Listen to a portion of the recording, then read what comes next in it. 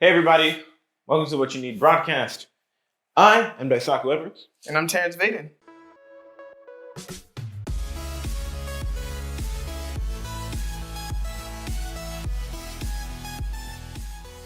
On this episode, we're going to be talking about social and cultural sensitivity. So, I think it's no new news to anybody, hopefully, that our generation and younger, really millennials and below, are much more sensitive to sort of every cultural or social or communicative might not be the right word, more sensitive to social and communicative stimulation than perhaps past generations were. Like, we're a little bit more sensitive about racial issues, gender issues, issues on sexuality, on mental disorders, health, all those types of things, on morality and ethics. We seem to be like really just up in arms about everything. Yeah, you know? I think we definitely feel. I don't say we, but a lot of our generations feel that, or kind of see. It's almost like every term as a form of attack, or some violence or abuse. But I don't know. It gets tough because it seems like it starts to move in a direction where you're. I keep saying censoring, but it's almost like you're censoring people, your inability to talk about how you feel or your opinion unless it agrees with everybody else. Right. Or whatever the majority opinion is, it kind of gets shut down and you're wrong or you get caught up in social media. Right. So just to expand a little bit more on what we're going to be talking about today, we're really going to be talking about, is our generation too sensitive? Are there any benefits to this newfound sensitivity? What's the detriment? What sort of bad is it going to do to our society in the future? How's it going to impact later generations to come? And why did it come about? Why exactly did our generation become this way? Or perhaps it might not even be fair to say just our generation. Why did the world become this way? Why did we become so much more sensitive about every sort of issue? I think we talked about this a little bit with one of our guests, Devon Lee. He basically said that it's less about sensitivity and more about the world or the younger generation becoming more aware of injustices and, I guess, microaggressions than later generations. I agree with him in a way, because I think for surely our generation or younger people really have been on the lookout for discrimination in communities because I don't think any of them think it's right. I think it's been built into their moral framework just to believe that it's not right to discriminate against any group or not be accepting of any group for whatever reasons. But I do also believe that people are just a bit more, I don't know if sensitive is even the word about it. Well, I read this in the book that I was reading. They said that, they blamed it on the parents. What was the book? They said it was the one I was telling you about, The Coddling of the American Mind. They blamed it on the parents. They said that a portion of it is on the parents because as generations progress, parents want to protect their children a little more and a little more. And then it gets to the point where you're no longer really where in order to protect your child, you kind of... I have to read the book again because I don't want to say it wrong. But he blamed it on the parents, saying that parents are more protective of their children now. So right. Whereas when you'd make a mistake at school, your parents would tell you, you got to figure it out. Unless something got really bad though. But like if you had minor bullying or something like that at school, or somebody teased you, your parents would tell you to figure it out. Now it's more parents will take you to the school and sit you down with the student to figure things out for you. So it's like it gives people the idea that the world or social norms and everything should kind of bend to how you feel things should be. Otherwise, they're attacking you. So, like, Right. if I don't like the way that you're talking to me, you need to change your perception, regardless of if my perception of it is right or how I view things or what I believe is right. If it doesn't fit mine, then you need to change yours in order for it to be correct now. Right. I agree. I think as well that perhaps it might have. I definitely agree that a big part of it is on the parents, of course, or our own individuals. But I also think that it may have stemmed from, I'd say, just really because when I grew up, and I think when my mother was growing up, my father was growing up, it was like the civil rights movement was really starting to hit off big time. And, well, it might be civil rights movement plus social media, because I think the civil rights movement taught a lot of younger people coming up that this is how you deal with issues, is to gather a large group of individuals and attack. Yeah, it's essentially. I mean, it's a very like monkey-esque way of thinking, because or maybe monkey-esque isn't the right phrase, but it's very primitive.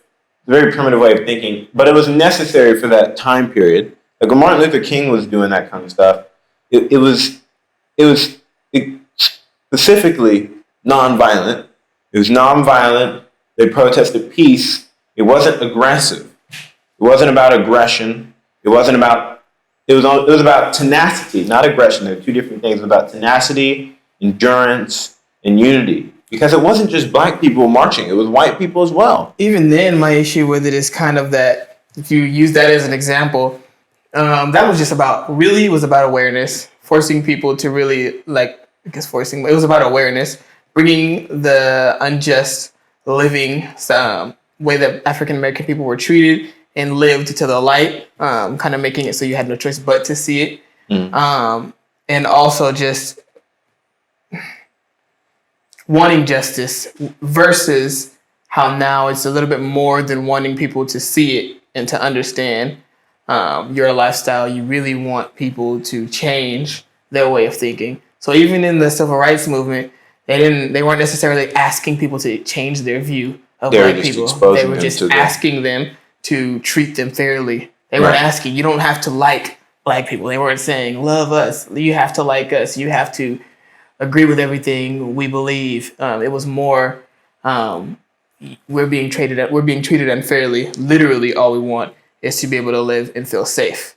Now we want to live, feel safe, and also feel like your mindset has been changed in order to fit the way we feel. I think live the way we feel. Yeah, it might also be in part because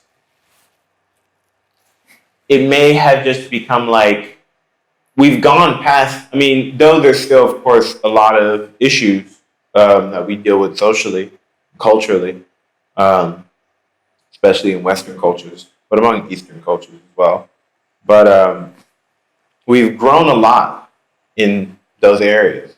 And I feel like there's just so, comparatively to beforehand, comparatively to slavery, there's so little to work on because now it's okay to be gay. It's okay to be trans. It's okay to be black, white, or Asian, or be a mixed couple. It was always okay. It was always accepted. Yes, that's my phrasing. Sorry. Yes, now it's accepted, and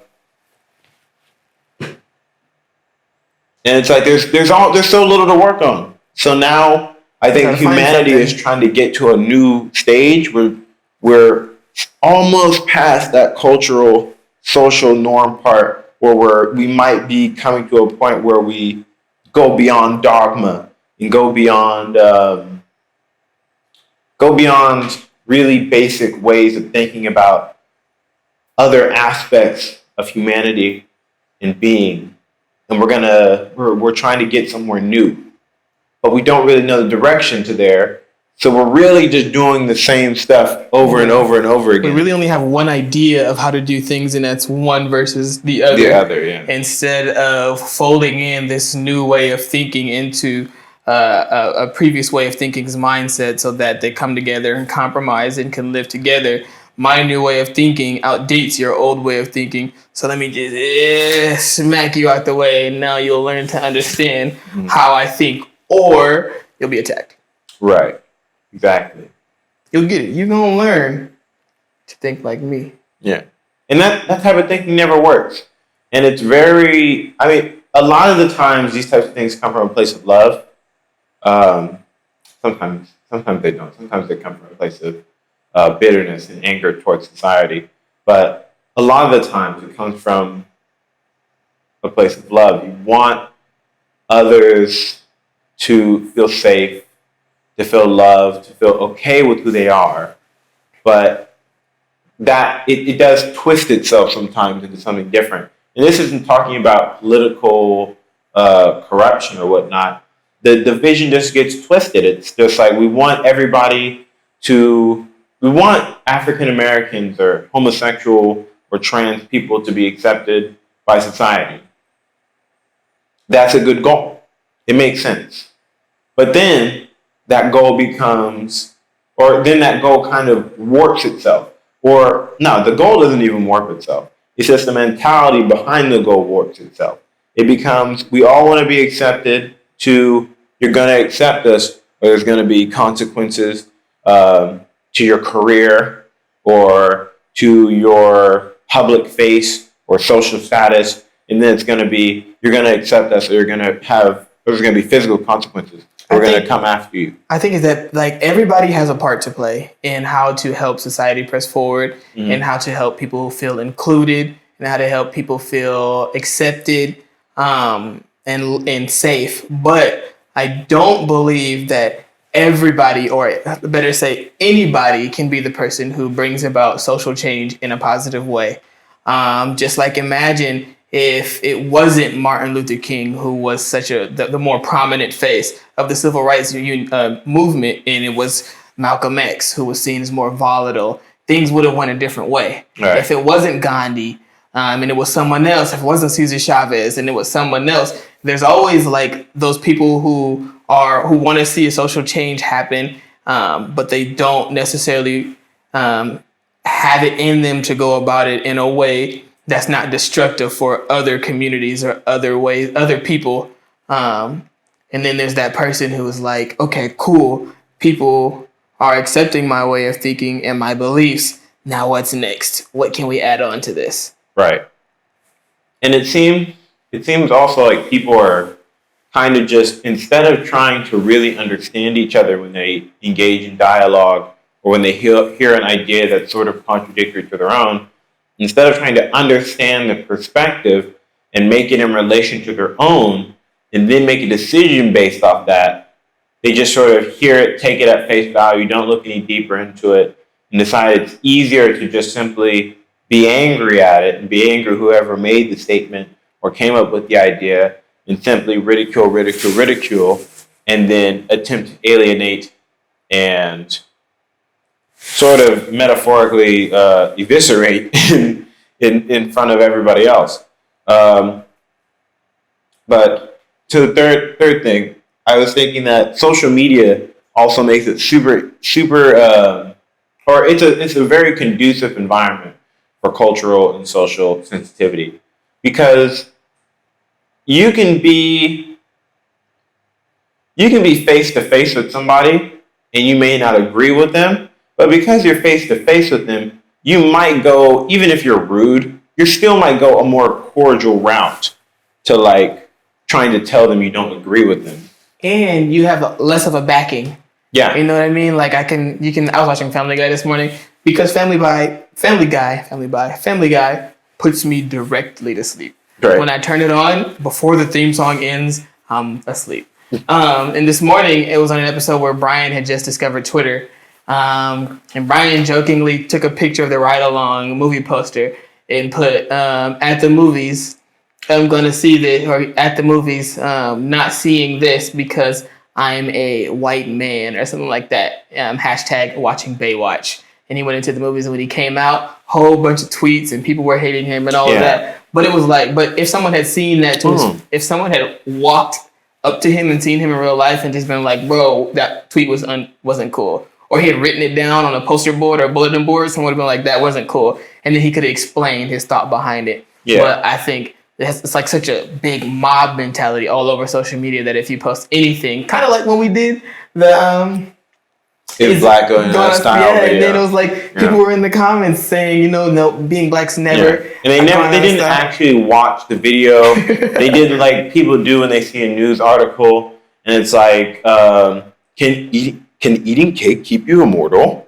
And it's like they go, eating cake is a solution to living forever. I'm gonna eat cake. Yeah. They don't actually read the full article and see that there's a compound in cake called something that is found in like a natural fruit that's really bitter and sour and not sweet at all and doesn't taste good, but it can keep you alive forever. But they don't read that far, so they just shove cake down their pie holes. And then when they get diabetes. Or cake holes in this case. Yeah, and then they get diabetes and they die at the age of 30. So it's like people don't read into things. But that post you were talking, or that Family Guy episode, I think was a reference to an actual event that happened. Yeah, the lady who was going to Africa, I believe, someplace in Africa. I know Africa isn't a country, but I don't remember the country she went to. People get really upset about that. Oh, people go to Africa too, so. Yeah, it's in Africa, but she was going to Africa. Going anywhere in Africa is going to Africa. She mentioned something about her not getting a disease because she was a white, or because she was a Caucasian woman. And the tweet itself, at face value, if you read it and didn't look into it at all, it seemed rude. But the point she was trying to make, after people had seen it and, didn't really look into it, and they judged her about it, and they got really upset and just shamed her all over her Twitter. And after her job fired her wrongly, I should add, that wasn't very cool of them to do. But she explained later that it was her saying that me living in a bubble. I was living in a bubble in the Americas, as opposed to all these other third world countries that have all these other problems that I don't have to deal with. That was her statement there. It wasn't that she was saying, I don't get diseases because I'm white. That wasn't the point of the tweet, but people didn't look much farther beyond that. And that's the problem, is that, one, social media doesn't allow people to elaborate then and there as much as it does to have somebody talk in person. That's why, even though I feel like social media connects us all in a way that we really couldn't be before, as in like, I can communicate with somebody in India or somebody, I don't know about the Antarctic, I don't know other social media situations going on down there. But it's definitely connected us. But at the same time, it doesn't allow for that fluidity and understanding that a normal conversation has. And people get used to the online conversations, and they go into normal conversations with that same mentality of take what you're saying at face value. I'm not really listening to you. I'm hearing the words that are coming out of your mouth, but I'm only hearing the words that are coming out of your mouth so that I can oppose them and not really understand them. That's true. Pause. But it is true. You do hear a lot of people say that it seems like social media is awesome because, like you said, it does connect different worlds. But at the same time, it's too much connection. It's too much. The ability to network so quickly and see what everybody's doing at all times and every piece of news. Even the news, the actual news can't keep up with social media. I was watching a podcast and they were talking about a fire that was happening in SoCal, and they were on Twitter watching it, and it wasn't until like 2 hours later that the news was actually showing what happened in the fire. But people already knew what was happening. There was a gun robbery, or there was someone who held up a mall at gunpoint. I don't know if it was the whole mall, but it was at least a store. The whole mall. They found out what had happened by Twitter. And then, like I said, 2 to 3 hours later, the news posts or the news comes, and people are watching the news and they find out what actually happened. But social media and how fast it is and the ability to connect to people using such short amounts of information can be dangerous because people are already jumped to their own conclusions. So when you go on Twitter or you go on Facebook and you see something out of context, because the majority of what you post is going to be out of context unless you explain your whole day or the whole situation, which no one's doing. It's easy to jump to conclusions and attack people or feel like somebody's wronged somebody when that's not necessarily. Like, imagine if people jumped in and out of me and your conversations on regular. Yeah, that would not be a good situation because me and Terrence talk about some crazy stuff off camera as well as on camera. And if you were to just jump in and out of conversations without context at certain points, you would very well assume a lot of negative things about us that aren't true. But yeah, I think those are some like really big reasons for surely why social and cultural sensitivity has, I think it's always existed. I think it's always existed throughout the time of civilization when people were trying to figure out, what is this whole deal about? What is being human about? How do we live properly in a society? How should the proper society be ran? How should we pick our leaders? Sexuality, all those types of things. Since the very beginning of human civilization, I think we've had a certain level of it. But I think now more than ever, we've sort of grown this mob mentality, this very dogmatic and tribal type of behavior that I don't think is healthy for us. And I think it can very easily, and it kind of is starting to move away from the direction of advocacy and more towards, it's not silencing, but the best way to put it is censorship. Yeah. Which forces people to use Dave Chappelle's new stand-up. I was watching a TED Talks by a comedian, Andrew Schultz, and the majority of his comedy is incredibly insensitive. All right. Yeah, I've heard about it. Yeah, it's very insensitive. But he talked about it in the TED Talk, how comedians can't be funny anymore, or they struggle to be funny because that's the main selling point of comedy, is that they push the envelope and they kind of soften up the barriers between different communities and the ability to talk about different subjects.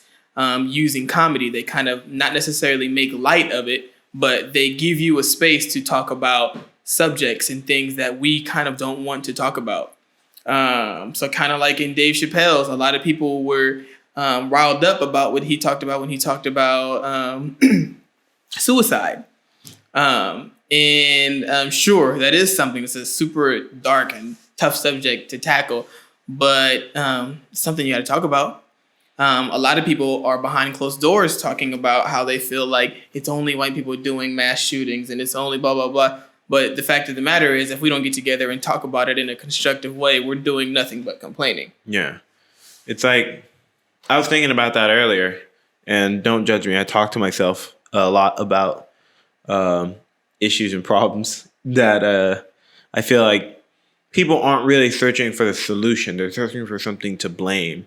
It's like, okay, most of the big mass shootings have been done by white males. I don't know the percentages on them, but I know at least the ones shown to us have been done by primarily white males. Okay, that's something we've noticed. Now, is the way to go about fixing the problem simply pointing that out and then demonizing white males to make them all seem like they're inherently violent or they're inherently on edge all the time and have a high inclination to kill people? Or is there something going on in the white male community that's leading them to this direction? And if that's the case, then what are we doing as advocates, as activists, as people who are searching and trying to create a world that everybody can fit into, that's safe for everybody? What are we doing to fix that? What steps are we taking to get there? Because complaining isn't a step. We need to take the same steps we take when we talk about chronic depression and people committing suicide. You know, how we're all gung-ho and we want to be there for each other and talk to each other. We want to form groups on social media and in real life. We have classes, we have therapy, we have specialists. We need the same thing for all these other different topics and things that we know are affecting the nation. And like Daisaku said, just complaining about it doesn't necessarily make it better. It's like I was talking about earlier with Andrew Schultz. He in his TED Talk, he gave an example. In one of his shows, he was doing a joke and somebody had an epileptic seizure. So they paused it. The ambulance came, picked them up, and left. And then him, like I said, he's an incredible insensitive comedian. So he starts talking about them, joking about it. You know, he says, "I told you my comedy kills." And then the person's taken out of there, and then somebody stands up and she says, "That's not funny. You can't joke about that right now. I'm an EMT." And then he goes, "So then why didn't you help?" You know, that person was quick to complain. That person was quick to attack him for joking about it. But in the instance, in that moment when the person was having a literal seizure on the floor there and the issue was actually happening, they did nothing to help. So it's a lot like that. In the communities, we have African American people who feel victimized, but don't necessarily do anything to try and make the African American community be seen better or grow as a community outside of feel the need for separation. We have the LGBTQ community, which at times can be seen as kind of volatile and quick to attack people who don't necessarily agree or don't necessarily feel like they share the same opinions on sexuality and gender. I'm not saying that the way that gender is something that can be, you know what? Quick, I ain't talking about that topic. But I feel like we are quick to get volatile about subjects that are close to us instead of figuring out constructive ways for them to grow. Right. It's like I compare it to like somebody who's discovered that there are roaches in their house, right? True. This person is perhaps the person can be representative of humanity. The roaches can be representative of like issues wrong with humanity on some sort of level.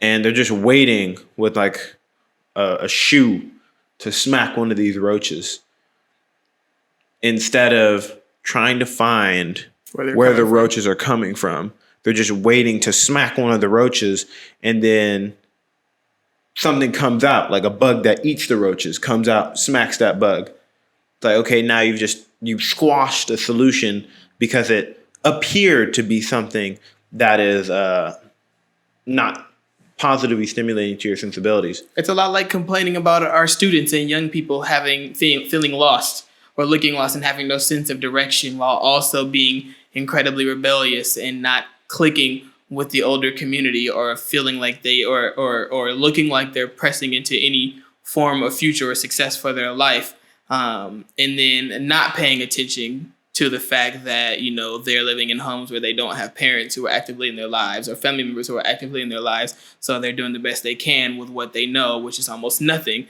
because they don't have someone teaching them. So instead of paying attention to that, we only pay attention to what's happening in the now, which is the negativity that comes from the root, which are those different things. So until someone points that out, all we do is complain, and all we do is attack those young people who literally know that what they're doing is wrong, but they don't know that what they're doing is wrong, or they don't know a different way. Right. And we'll talk about this later. But next, I would like to start talk about, what are the benefits to cultural sensitivity? Like what is a recent, especially lately, I'd say because I'd say it started popping up around, I want to say 2008, 2009. That's at least when I started to become conscious of it, really, was because when I went to high school, I saw a lot of, well, not even a lot of, I saw like 2 or 3 gay students, openly gay students at least.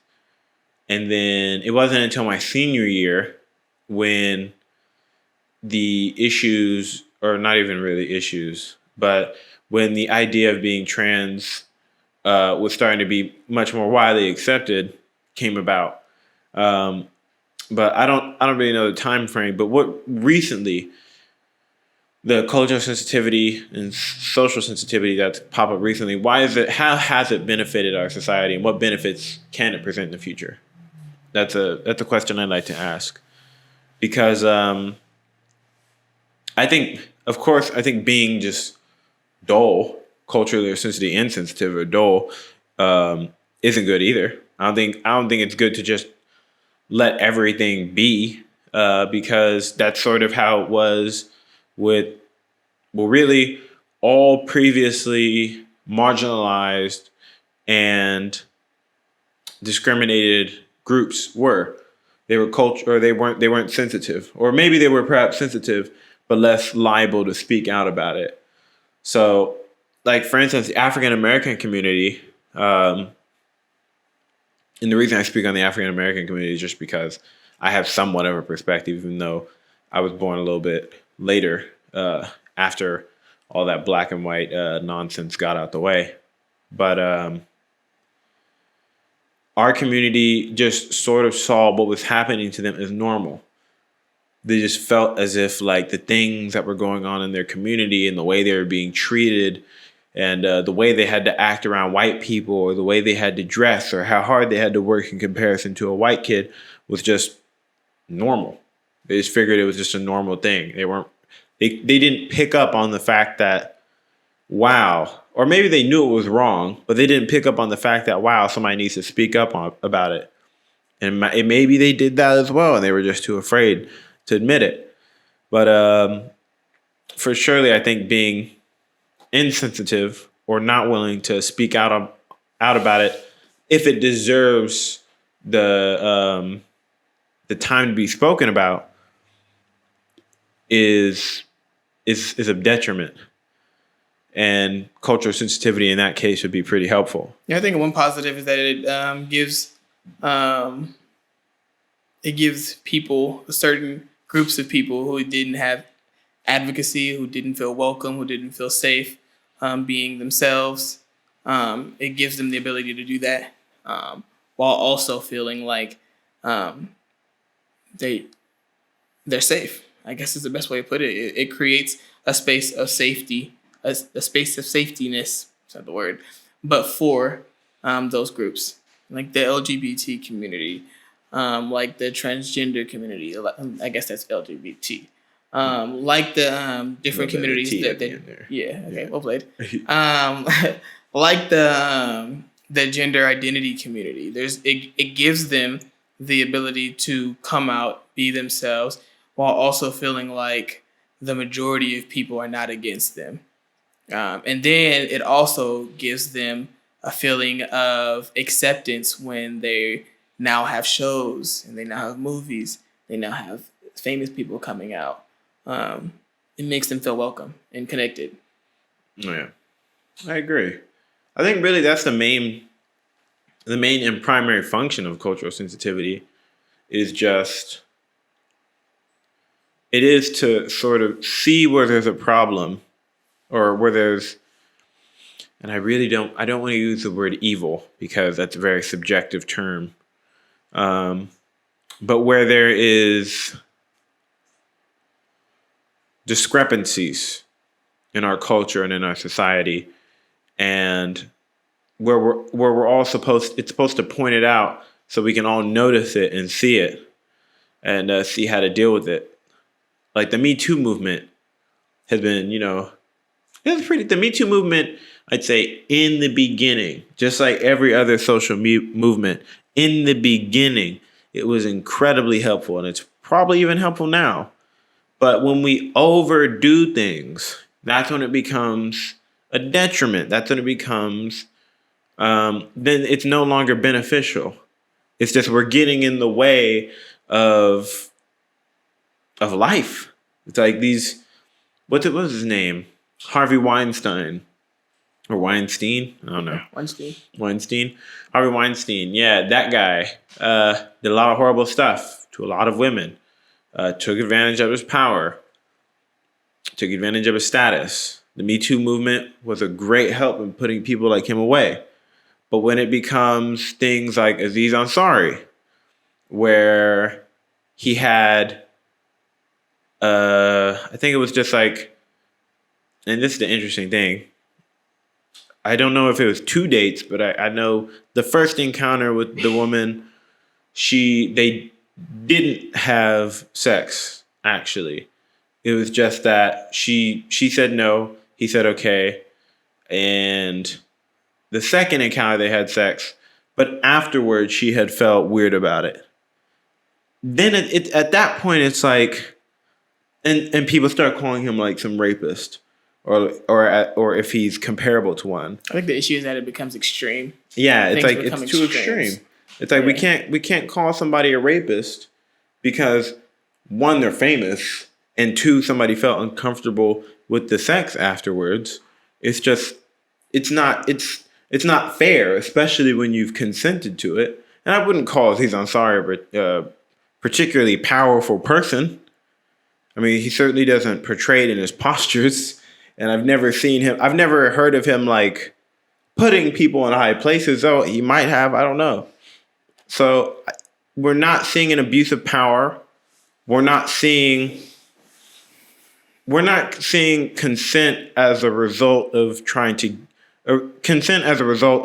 to maintain or achieve a higher place in the world as a woman.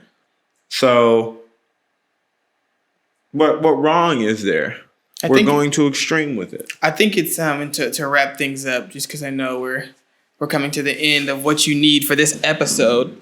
I think the idea is that we want to create new social norms, but we have a tendency to push for I don't think this is a phrase or a term, but like social requirements, whereas it's kind of like forced. So a social norm is something that the majority believes, or the majority's way of thinking or way of doing it. So it's natural. It's like, okay, yeah, if I see someone walking across the street and they drop something, if our collective community is used to helping each other, then that person probably expects someone to help them, or they expect to feel safe when they pick something up, or like when you drive. And you when you drive and you're merging lanes, a social norm is to make sure that the person who is in front of you or behind you, I'm paying attention to make sure that I'm actually watching out. But I believe that they're paying attention as well, which is actually a requirement. But it's a norm. Right. I think with cultural sensitivity, a lot of things, cultural and social sensitivity, let's say social sensitivity, a lot of things are becoming requirements. So it's not necessarily I have to accept we'll use gender identity. It's not necessarily that I have to just accept and understand your way of thinking, your beliefs, and your mindset. Now it is also required of me to also believe, think, and feel the same way. To 100% agree with you. Yeah, and if I don't, then now I am anti you. So you that was a thing, like with homosexuality when the LGBT community started, a lot of people were being called homophobic. Yeah. And I, as one person, didn't get that really, because sure, I was a young person, so of course I was just beginning to formulate the idea of people being homosexual. But as I came along into it and it was explained to me, and I met more and more homosexual people, or people of different sexualities, I began to understand it. And of course, it became a social norm for me. It became normal. I can now be around homosexual people or people of the LGBT community, and it doesn't bother me at all. But I think that it stifles people's ability to accept that when it's like, you're gonna do it or else. Not, hey, learn to understand this. This is how these people feel. These are the people they love. They should be able to love and feel comfortable and safe and feel like you're not gonna judge them. Instead, it's either do that or we as a world are going to judge and hate you. Yeah. And now, in my mind, I'm defensive. And now it's a negative connotation for me on that community. Not necessarily because they did anything wrong, but because whenever I think of it, I think of the fact that because of something I thought or because of my lack of understanding, you attacked me. And now whenever that comes up in my mind, it's kind of an attack. All right. I think the way to go about it is be sensitive, but come at the situation with love. First and foremost, that should be the priority objective is to accomplish whatever you're trying to accomplish with love and with the hope of understanding and to be understood, not to control, and not to, at the end of whatever conversation or dialogue, to have them agree with you, but simply to let them have an understanding and let them know that you don't hate them, but that you love them. That's true. Because love begets love. Yeah. That's a true thing right there. And hate begets hate. Elon Musk said that's the only thing that's going to save the world is love. He needs love. I need love. You know, he needs it. I need it. It's what you need. It's a connecting force. Yeah. So let's do that. From this, that's the takeaway from this guy. This podcast is understanding and love. Coming from those two places in all aspects of our lives, and whenever we're talking to people or trying to seek understanding or impart understanding to people, not from a place of maliciousness or violence, but coming from a place of, you may not necessarily understand this now, but I'm going to do my best to be an example and kind of show you where I'm coming from, maybe where other people are coming from, so that you'll take the time to try and understand it yourself. Right. Yeah. Well, thank you guys very much for listening. This is What You Need podcast. Today we talked about cultural sensitivity, cultural and social sensitivity, and how we need to approach things with love instead of with hate, and try to understand instead of assume. Terrence, you got anything to say for No, I was going to throw up gang signs, but I won't do that this time. Thanks again for tuning in. This has been What You Need. I'm Terrence. I'm Daisaku. We don't have like a Indian catchphrase. No, I was going to say the end. Oh, well, yes. Adios. How you say it in German? Is that Auf Wiedersehen? What's that? Till next time? It's one of these. Yeah, I think Auf Wiedersehen is... Auf Wiedersehen. Jamata for the weebs.